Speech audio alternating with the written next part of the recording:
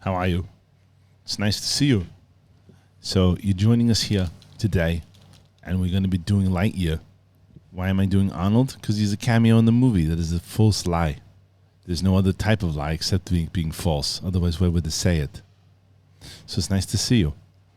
I can't see you, but I certainly can hear myself talking as I'm delirious now because we've done 87 shows this morning. But we decided to end it with the spoiler review of Lightyear. Not the fifth movie in the Toy Story franchise, however, a spinoff from the popular, iconic Buzz Lightyear toy. Now we see Buzz Lightyear, and this is something funny. A lot of people have been talking about this, and it is agreed that this is the way this movie should have been. The opening of this movie should have been the way this movie has been marketed for the second it came out, and that is in the very beginning of this movie. You see a thing that says in 1995 or whatever, Andy bought a toy, his favorite toy, Buzz Lightyear. This is that movie, or whatever the hell it is. That's it. And so you know that basically what you're watching is the movie that inspired the toy. That's the way they should market this thing from the beginning. However, myself, Winston, and Coy, we have all seen the movie. We've done our Toy Story rewatch. If you've been checking out our rewatch series, you have seen that. We did Toy Story 1, Toy Story 2, and then we wrapped up with 3 and 4 in one video last week, or this past Friday. And now we have the Lightyear movie. We're excited for it. We can't wait to talk about it. And we might pop in a couple stories at the end to see if there's anything going on in the movie news. We may not, see where we go with it. But it is the latest Pixar movie. It is the first Pixar movie, I think, since Onward to come out in the theater. No, is that true? No, it was I don't know if Encanto had a full release. So, Encanto wasn't Pixar. Disney just looked like Pixar. Well, there you Pixar. go. So see, maybe it was Onward. But I'll be corrected more throughout the episode. You guys it's going to be a good one. And by the way, if you haven't already, subscribe to the channel. This is we're trying to get to 50,000 this month. Rewatch series. It helps out tremendously. Big thing / Sith Council. All of it. The reviews, reactions. And if you're watching this and you just found us, subscribe to the channel. It doesn't cost you any money. I'm going to show a little. And that's it, man. Let's get into it. Let's get into the Lightyear spoiler discussion with me, Winston, and Coy. Let's do it.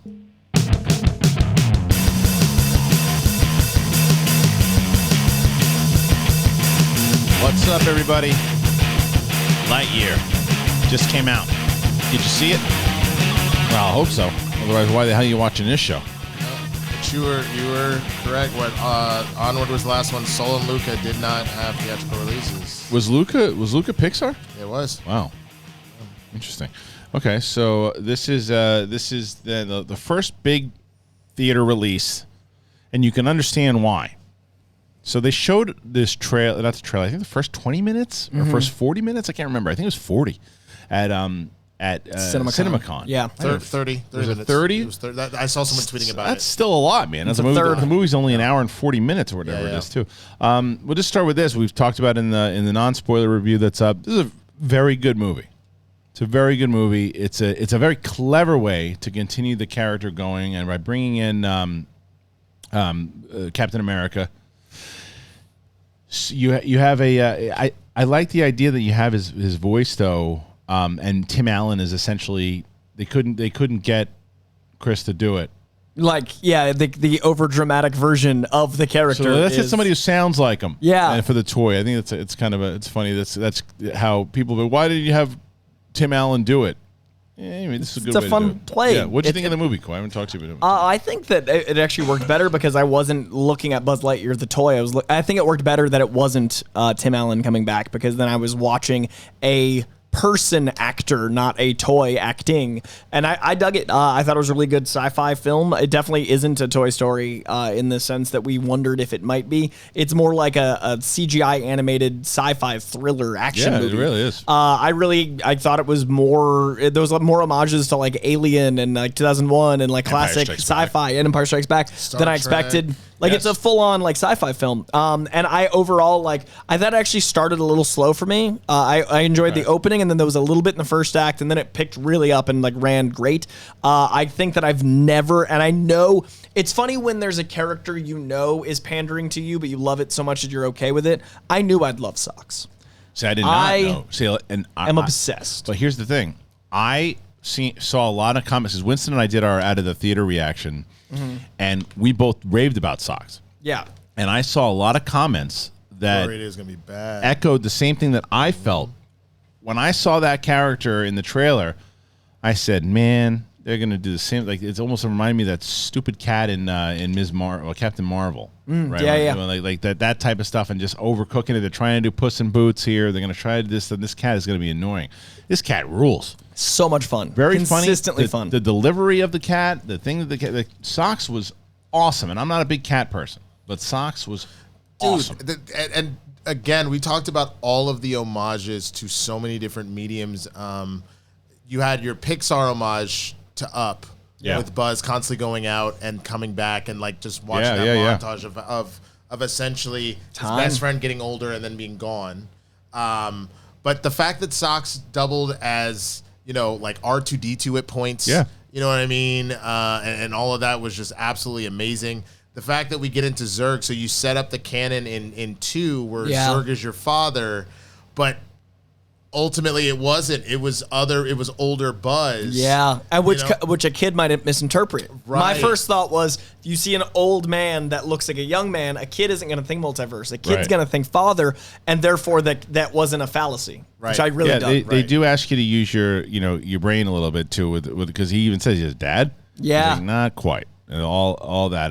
What I will say is this: at what point are they going to announce that Michael Giacchino is the richest man in the world? The guy scores everything. And I will say, like, a lot of Dick times, Wolf's got him. But dude, a lot of times, there are composers that I can hear and I go, oh, that's a so and so piece. That's a so and so. That's like Silvestri. You can hear his stuff, right? Like you can hear, like, even when the late great James Horner was around, like you hear like certain things. Same thing Zimmer, for Elfman. all of them. Elfman, all of them. Giacchino is a guy that, and I guess like there was stuff in this. I guess if I go back and listen to it, I go, oh yeah, I like he's done so many different things. Whether it's the Batman, whether it's Batman and Spider-Man couldn't be more different. Doctor Strange, dude, he did the Planet of the Apes movies. I didn't know that. Oh, he at least did Dawn, and I think a War. I think. Wow. Yeah, he's done. He's done, incredible. like if you go through that guy, I'm gonna bring up what he's worked on, and we're all gonna be like, holy crap. Like, and he's not. Look at Socks. He can't even be. How old is he? I mean, he can't be even. I'm gonna guess. I'm gonna say he's 46 years old. If I was to guess, he is. Oh, he's older than that. 1967. So he's in his 50s. He moisturizes. It was like 56 or 50, whatever the hell he is. For him. All right. Here's what he is. This is what he's done. Whatever the hell the Owl House is. I don't know what that is. What is the Owl House? Wait a minute. These aren't movies. Where is his music department? His music department. What, composer. Here we go. Okay. So 155 credits. This guy, dude. Hold on, and he took on 5 of the last major blockbusters. Dude, okay. No Way Home, Batman, Dominion, Lightyear. Listen. Thor: Love and Thunder, Lightyear, Jurassic World Dominion. I had no clue he did that. Even talking right now about that, and significantly different. The Batman, significantly different. Spider-Man: No Way Home. That's in the last that'll be in 12 months. Jojo Rabbit. So incredible. Spider-Man: Far From Home. Bad Times at the El Royale. I mean, he is. I mean, I've learned to like Rogue One more than I have. I was pretty harsh on that one for Rogue One? The score.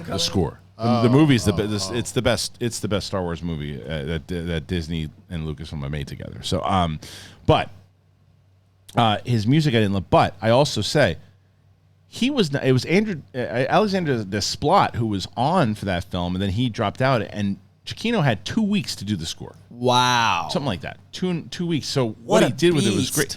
He's a genius. Yeah. And because it is not easy, like I said, for me, I'm always saying, "Oh, that sounds similar to this," or I can pick that up. Like if you can listen to Predator and Young Guns and Back to the Future and the Avengers, and you can all hear Silvestri in there. What was the one you showed us? It was like a Disney. Oh, that was John Williams and Peter Pan. Yeah, that messed me up. Yeah, I'd never heard it my whole life, and I was like, "What is this?" Jurassic Park and Peter Pan. Yeah, two iconic pieces of my childhood. I'm a lost boy. I'm a lost boy. In Jurassic Park, there's a T-Rex. That old bop. You can fly. You can fly. You can fly. Yeah. But anyway, That's about pterodactyls. So the music's fantastic in this movie. I think he does a great job, as he always does. The animation in this. The animation's really solid. It's insane. The detail, like they gave us an arm that has like a beer holder, but it's like a Lightyear arm. And legit looking at it in my hand, I'm like, this looks like the movie. Like the animation was so good that the real thing I could touch looked the same. But you know what I liked about it too? I liked the start and how they set it up with Buzz and how he, first of all, you know, it's a movie, so like anything, you don't have to worry about anything being realistic or anything too. Like that's the first thing. Yeah, it's like okay, yeah. First of all, it's also animated, but like the fact that it's a movie that Andy loved as a kid. So okay, great.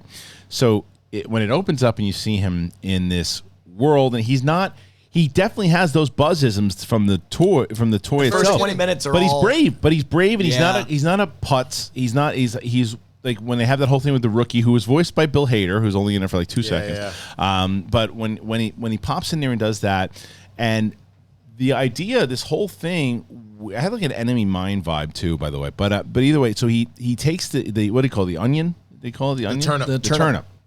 Takes the turnabout, and it's his fault. Yeah, it's his fault from what happens, and they crash the ship, and then they have to live there, and how this kind of haunts. And them. that Top Gun sequence. There's like 10 minutes of this movie that's straight up Top Gun Maverick. I straight up said that it was Top Gun. Because not only do they have to do the maneuver that's the thing that's raining, but also when he's flying, it's Mach 10. Yeah, so like there's 2 separate Top Gun Maverick sequences in this film, which I loved. You know what's funny? When he's going through that, he's got to go through those rings and like those colors. It reminds me of this blanket I have. It's this puffy blanket. Oh. It's a RUMPL. And they have sent me this. Dude, these look dope. I'm telling you, Coy. So I had heard great things about them in general, but then they sent me one when they were going to sponsor the show, and my daughter plays soccer, so I took one out with me. Oh man, are these comfortable? They should send you 2 more. I can ask, and they're fantastic, man. They really are good. I'm sure a lot of people have actually heard about them. There's a lot of blanket options on the market, but honestly, there's only one that is really dedicated to sustainability, and there aren't many blankets out there that can withstand the great outdoors. And I'm telling you, I took this thing out every time my daughter was playing soccer on the field. You throw it there, it's just comfortable. You're always looking for like an outside blanket to just be comfortable with, and this is it. There's over 135 prints. It's perfect for the indoors and the outdoors. You take it to the beach, you take it to camping, or just on a picnic, sure, or a picnic just on your own porch. It's really amazing though, because you have it's weatherproof, it's durable, and the cozy blankets are made with the same technical materials used in premium outdoor gear and activewear. RUMPL's on a mission to introduce the world to better blankets. They recycle. This is what it's really awesome about. And when I tell you the comfortability factor, combined with the fact that they recycle over 5 million plastic water bottles a year, and they offset their carbon footprint. Each blanket that they have is made from 60 recycled water bottles. Their products are weather resistant, durable, and most importantly, cozy. They are very cozy.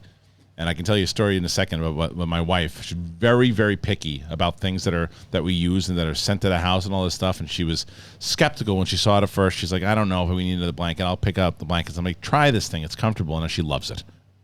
They make the products that can be used in the great outdoors. You can put it on the couch. You can do it anywhere.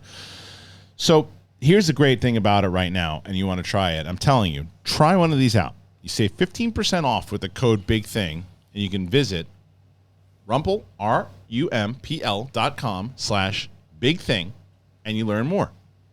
It's fantastic. I'm telling you. I promise you. I love it. I wish I had it in here so I could show you the one that I have. We take it everywhere. They have like a little, and it's this little fold-up bag, by the way, and they give you this bag, and my wife's like, you're not going to be able to fit that thing in there. It's just, once it comes out, you're not putting it back in there. Oh, yeah? And I put it, and it fits in. It's comfortable. Yeah. It's fantastic. That would be nice, because like what my green screen background, that takes so much work to fold that thing back inside its case. Like I always get really nervous with big things coming out of small bags. I'm telling you, man, get get yourself one of these. Like they're very. It's great for when you and Kristian go to you go a picnic spot. You want to go sit down and like just bring good with like sand because we go to the beach. Fantastic. I was thinking like Cinespia, like the Hollywood Forever Cemetery. Like when you lay out and like get one. And for those people out there who want to try it out, please try it out because this is how you support. Well, you support yourself, and you'll be in a very nice spot with these comfortable blankets. But you can also help out the show and use that code. Don't forget to use that code, and get Rumble. They're. I'm so glad to have them on board. I hope and if you get more of them, if everybody goes out and gets one of them, they'll come back and they can send me and Winston blankets. Honestly, I want one. Seriously, I'm going to try to get you guys one because they're really, really good. And I want to. And when you guys get the sponsors, when you do that, let me know about it. I want to let them know. So the audience is listening, and that's how a lot of people they say, hey, how can I support the show? Get the sponsor that you like, man. Yeah. All right. Let's keep going. Let's move on over. We'll get to the this movie in general. I thought what they did, and they set up very similar to Top Gun, right? What Top Gun did well is they set an adventure and a reason for the character. Yeah, that is like you develop out why Buzz is so determined. He's so bummed about his mistake that he made. Yeah. That he's got this thing that he has to say, and that's his whole thing, is that in his heart of hearts, saving everybody is the right thing to do. Right. But it shouldn't be his whole purpose. And the stubbornness is... He misses out on everything because of it. He achieves his goal and finally gets the code. One of my favorite lines from Socks the whole time. He's like, Socks, how did you just figure this out? He's like, I had 75 years to do it. I had 75 years, 3 months, and 12 days to figure it out. Right. I love that he is selfless as Buzz needs to be at the end, but you also understand the villain's journey. Like the villain is just him on a one decision away. It's the butterfly effect. Explain to me though, as far as the time goes, because maybe I just need to see it again, right? Like, so how they both... He went back in time. No, I knew he went back in time. So that's the furthest back he could go. So there's 2 buzzes. Back, so they both. So it's basically this. Yeah, but So if he's on this journey. Yeah, but how did that one? And Buzz so think about it's like multi. Sorry, I didn't mean to skip that, but think about it this way: the old Buzz lands. Yeah. They're arresting him. There's no Zurg. Right. There's no Zurg invading. So he takes off and he's trying to figure it out. Yeah, but how does our Buzz get to back to the same spot? So the reason why is because old Buzz has now come back and they're being attacked by Zurg. They're not there to arrest our Buzz. Because of Zurg. Because they are stuck with Zurg. I see. Okay, that makes sense. Well, there you go. And I really enjoyed that it's one decision away. So the old Buzz, basically, without that old Buzz, our Buzz doesn't exist. Right. And because of the decisions that our Buzz would have made had he not gone through that growth, he became old Buzz. Yeah, that works. It's pretty genius. Yeah, it's so simple in its complexity, which I really dig for a movie like this. It was, and I love that. And it was sad when the future Buzz or the future Socks. Yeah, I got 5 minutes, hurt, dude. Bro, yeah, but I was hoping when he the hairball and he gets the cutter, like the laser cutter.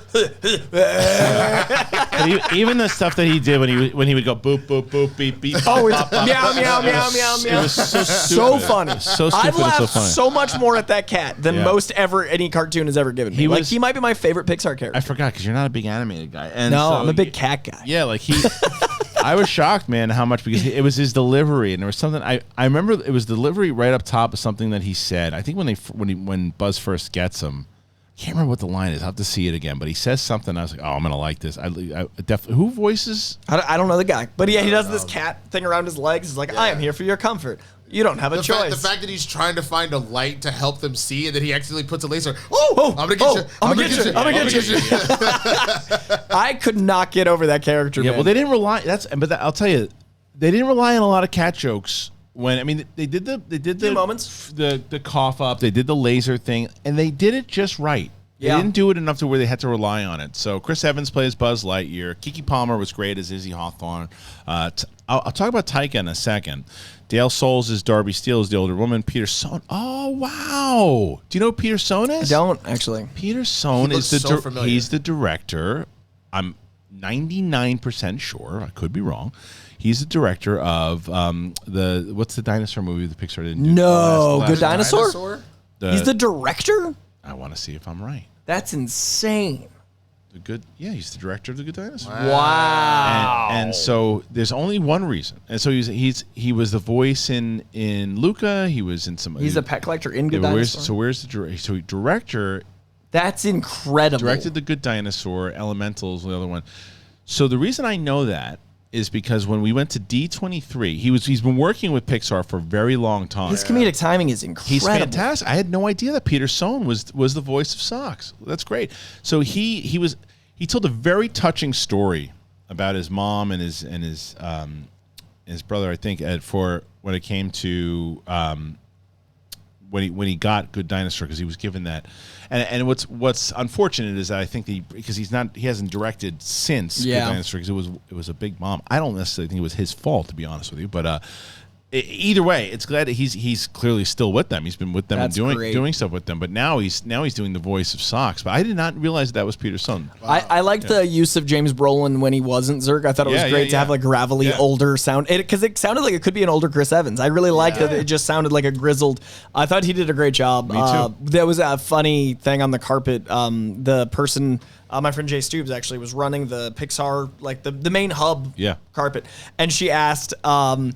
You're this iconic sci-fi voice, and your son is an iconic Disney villain voice. Like, and I never put that together. She's like, who would win in a fight? And James Brolin, of course. But James Brolin's like a good dad, so he's like, well, I love my son. So, and he just got really paternal, and I was like, what a magic moment on a Disney red carpet. And he like started talking about how proud he was of his son, and like totally took it in that direction, and how like he made this movie to appeal. Not really, but I'm like, that's a clever way to go. Like, but I love my son. Who's my son play? Thanos. What's a Thanos? What's a Thanos? No chance you watched any of it, but it was a really adorable. So moment. The humor in this movie works very well. Yeah. I will say this: I am one of Taika Waititi's biggest fans. Yep. I think he's a very talented director. I think he's hilarious. I've had the opportunity to sit down and talk with him a handful of times, and he is naturally a funny human being. And I'm not even talking about on camera. I'm just talking about just naturally, when he's not on. I thought his character was the least funny in the whole movie. Really? Yeah, I thought he was the only character to me that was a little overcooked. I thought his character had funny moments, like with the spear and some other things. I felt like he was the character written for kids. I feel like he's going to be loved by kids. You're probably right. Do you know what I mean? Like the pen thing, way too many times for us. Yes. And it ended up being really funny for the payoff, but it was that Family Guy thing where it's like... Okay. It honestly felt like to me that Korg was just redesigned. Like it felt so similar to Korg. Interesting. That I didn't necessarily. He wasn't as dopey as Korg. He was with the a pen. I guess he was pretty dopey. Yeah, you're right. I don't know. I guess you could see similarities there for sure. But yeah, but I thought Korg to me works better. Yes. I think Korg was funnier. Well, because there's less Korg. Like Korg is used in moments. He was with us the whole time. But I just thought his jokes were funnier. Yeah, I didn't think that the jokes worked as well for this character. I think Keke Palmer crushed. But I think part of that too, Kristian, is the fact that like you didn't necessarily need that character because even though Socks wasn't a doofus, Socks was the one giving us the kind of stupid humor like that because it's like partial cat humor, partial like smart humor, like I had 75 years. Yeah. So to like add that in when it was already kind of like a silly movie in a lot of ways, like the vines constantly ripping people. So funny. The slapstick stuff was great. You already kind of had that, and so it felt overdone. And Darby, who was Dale Souls, was her bits about the parole and can't handle a weapon and all that. It's great. The fact that she could actually make a bomb out of anything, and she's got the device. Oh, and the portal jokes. Gum. Give me the wrapper. Now give me the gum. Like, the portal bit was funny with him though. When the portal like self perpetuates itself, and like that was a good. But beat. I did like that one joke that I was like, he's like when he's chewing the gum, and she's like, give me the gum, and he's like, well, the juice is still in it. It was a very Taika. It was very Taika type.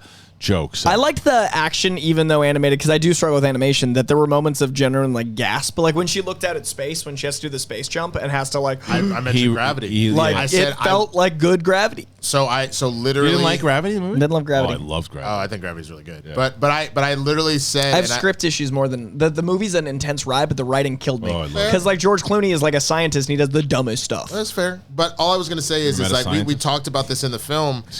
Had I not seen Gravity, I don't know if I would have been as scared as she was. Yeah. Having seen Gravity, knowing what could happen. I was like, because when they tilted down, I got vertigo. Like I was a cool moment of like, okay, space. Like that was rad. So I've been quiet because the main stuff I wanted to talk about was a lot of the homage stuff that happened. Can you wait before you do and hold that point? Because look what I'm holding up right now. Oh, wait, is that what you got? See, I'm already almost done. It is indeed. I have to save some. It is indeed, ladies and gentlemen. It's Athletic Greens, and now I'm getting a lot of people now who are trying Athletic Greens. After I've been saying to people, you should check it out, you should try it. What do you think? And I'm getting a lot of positive responses for people. And I'm so happy to hear it.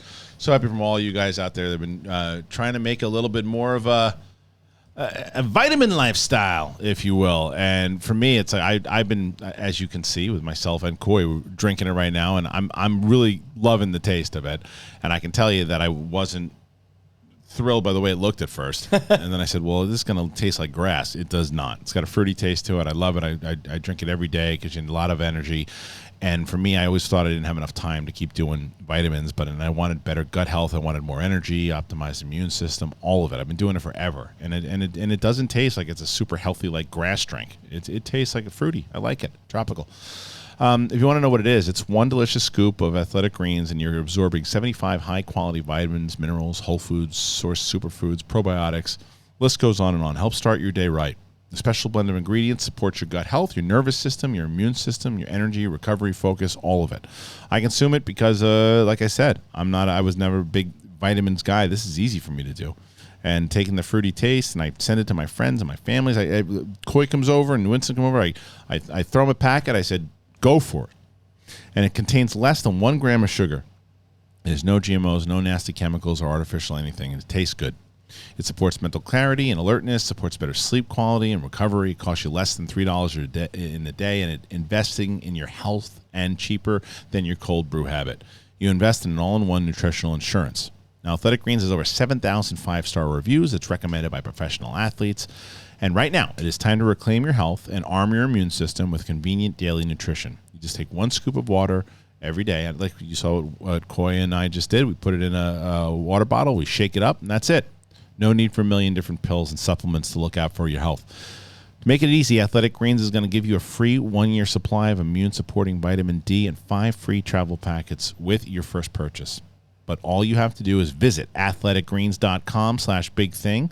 Link is in the description. Once again, that is athleticgreens.com/bigthing. Take ownership over your health and pick up the ultimate daily nutritional insurance. Yeah, Koi, you got to be loving it, right? It's so tasty to me because I've had some really rough ones. And I'm a nutrition dude, so when they're rough, they're rough. This is nice because I can tell it's working, but it's also not like chewing my lawnmower. It's exactly right. It's good. And so, like I said to you guys earlier, once again, find a sponsor that you guys like with us, and I think Athletic Greens is that sponsor. And make sure if you want to support yourself, especially if you want to support your mental health and everything else too, go on over, get it, and support the show as well, and get yourself some Athletic Greens. That's just unnecessary. What did he do? He just like, Athletic Greens. I was showing Athletic Greens. I was saying Athletic. You got a little Hulk Hogan action. You got to make sure that people know what the Athletic Greens go to. That's all Athletic Greens. That's just that pump. That's right. That AG1 pump. Okay. What's that? What are your homages? Oh, okay. So the very beginning. Yes, please. The very beginning is word for word Buzz coming out of the toy ship, and I wouldn't have caught it had we'd not just watched Toy Story 1. But his whole I'm on the strange planet. The surface is spongy and non-porous. Like the rewatch really helped this. Yeah. So caught all of that. There's the fact that while they're on the ground with the rookie. That the rookie is in red, so you have the red shirt nod to Star Trek. So you have that. Obviously, we addressed the whole Empire Strikes Back. Just what he's wearing. Also, he's wearing he's wearing the Dagobah outfit for a lot of it. Yeah, exactly.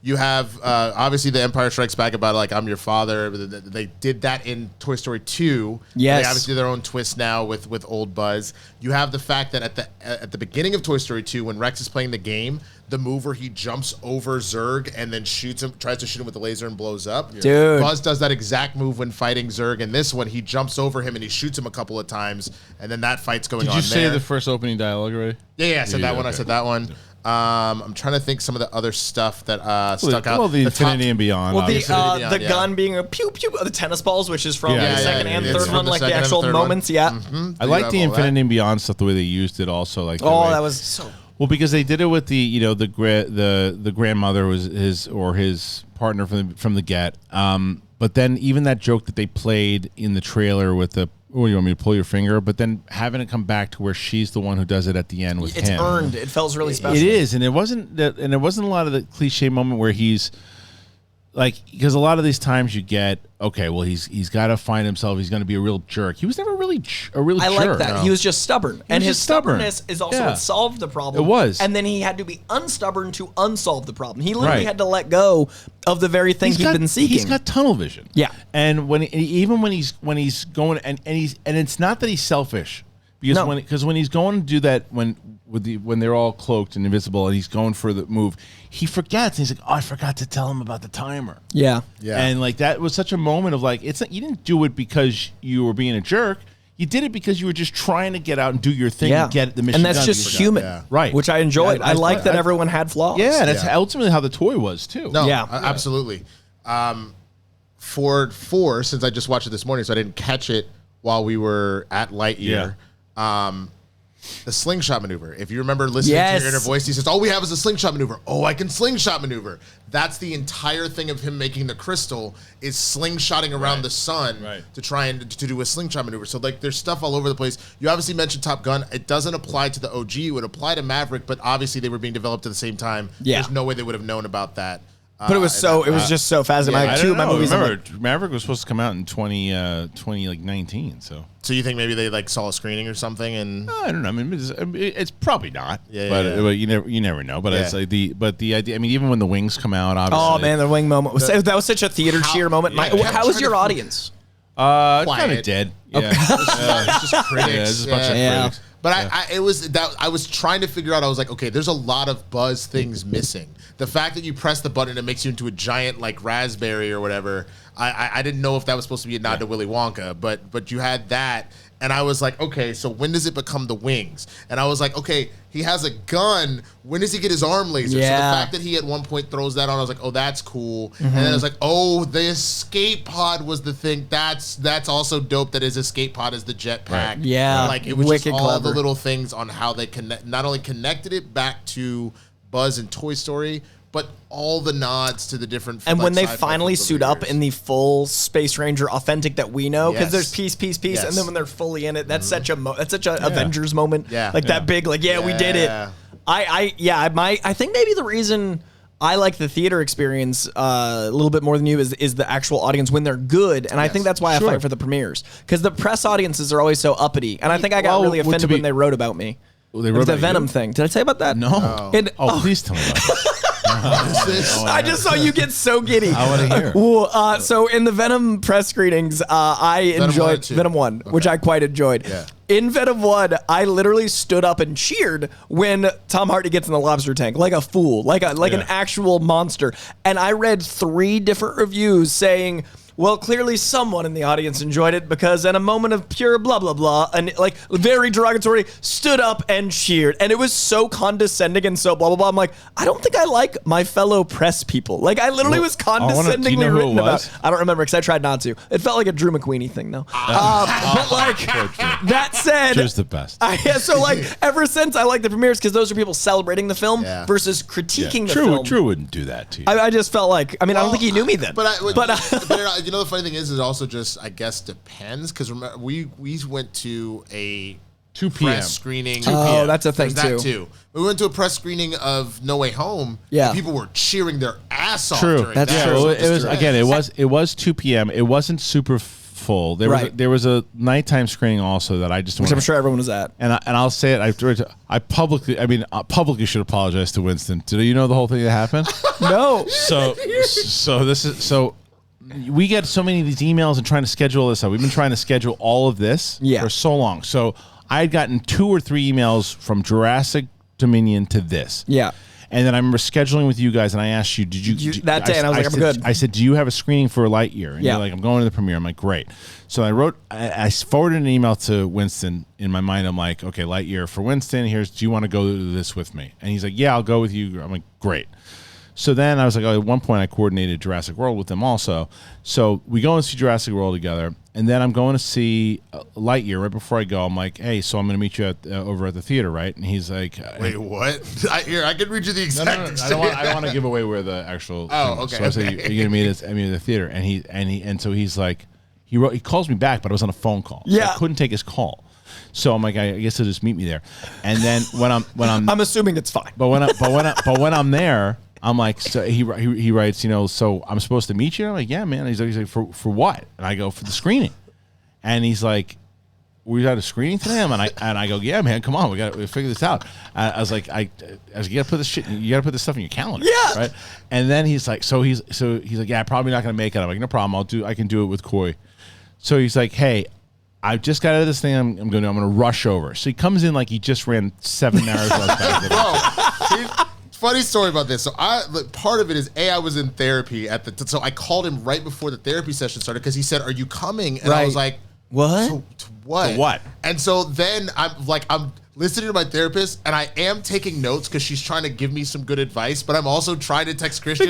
So I'm looking right at the camera. I'm like, "Cool, yeah, look up this TED Talk. That'll be great." Also, Kristian, what's going on? Are you talking Screening? about? Who are we? I was like, I'm not done till 2, and then she ends the session early because she's not feeling well. So so I'm like, it's not super far from where I live.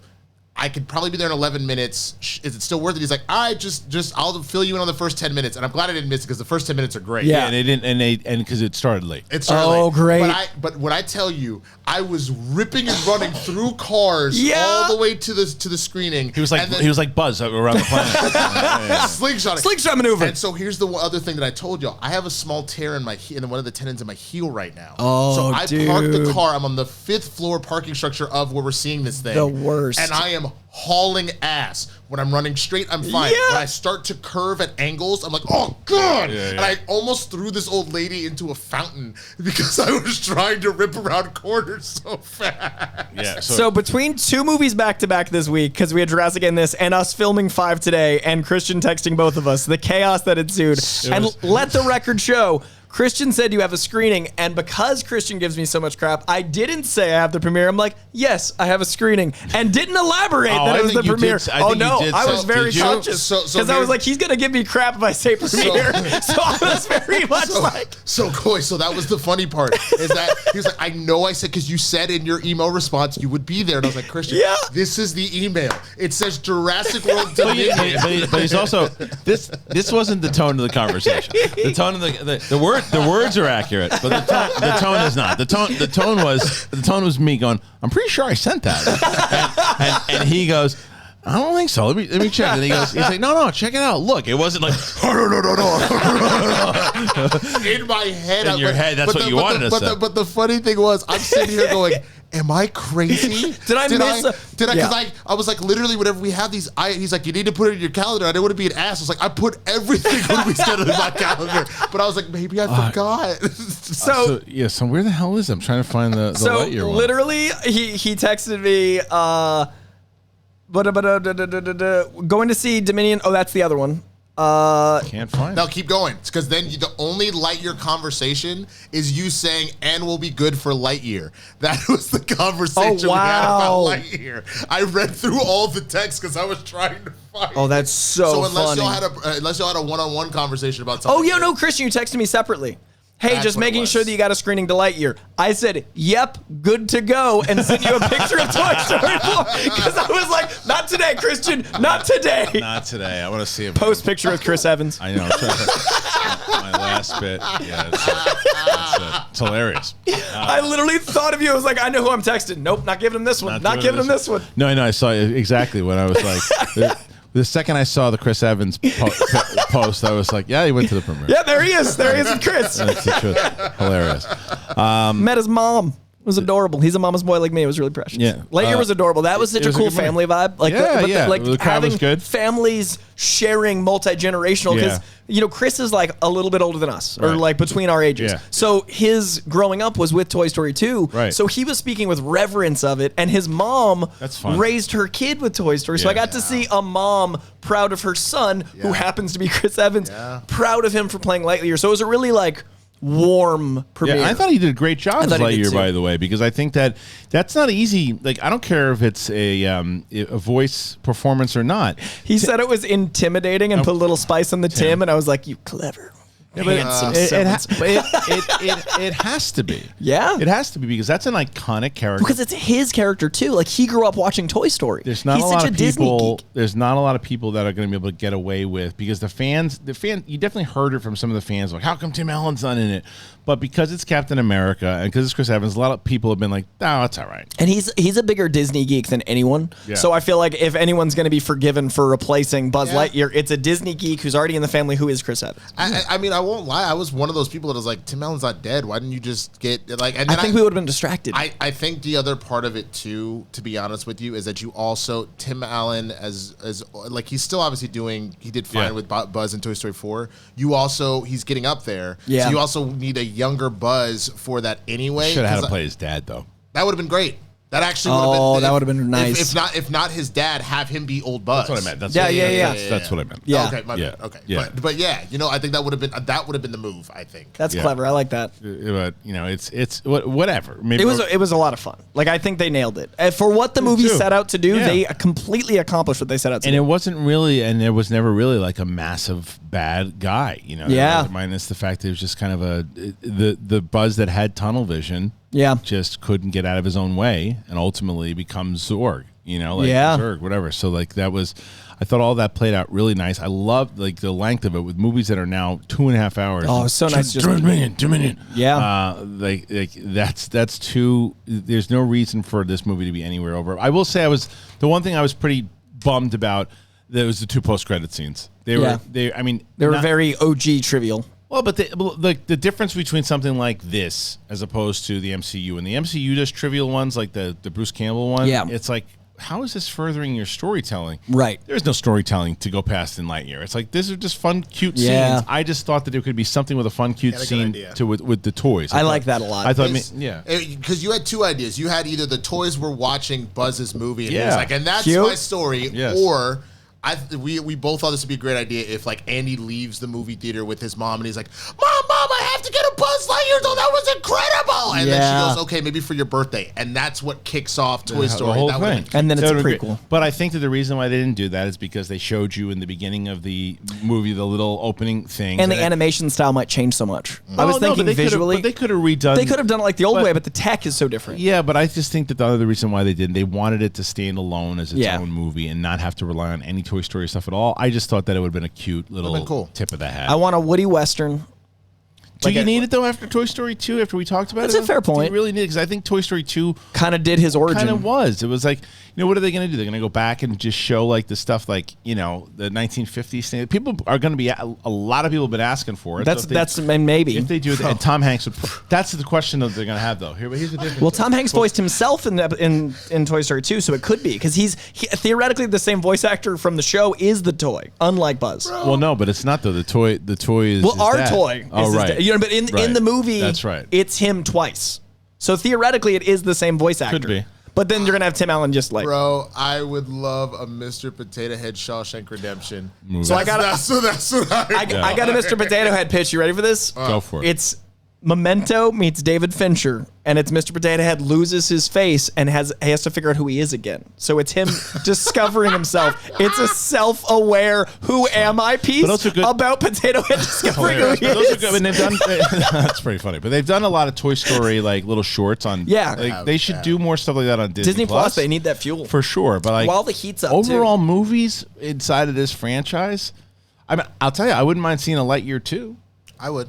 I would see it. I'd be cool with seeing a Lightyear too. I'd watch Lightyear too, and especially because I think Chris wants to not be just Captain America forever. Like I think he wants, other things. Between this and Knives Out, I think he'll be fine. Oh, he's doing. He's on the right path. His team and is he's great. directing too. So, yeah, and that's what he wants to be doing. All right, before we move on, last thing to tell you about, and I've been talking about a lot of Storyblocks. If you've been making a lot of videos, then you know about Storyblocks, and you should be excited about Storyblocks because there's so many great things that we've been talking about with this content. With it's basically, if you guys are making your own video content, Storyblocks is absolutely something for you. It's something that you should try if you want to try for video assets. I've been telling both Winston and Coy about it.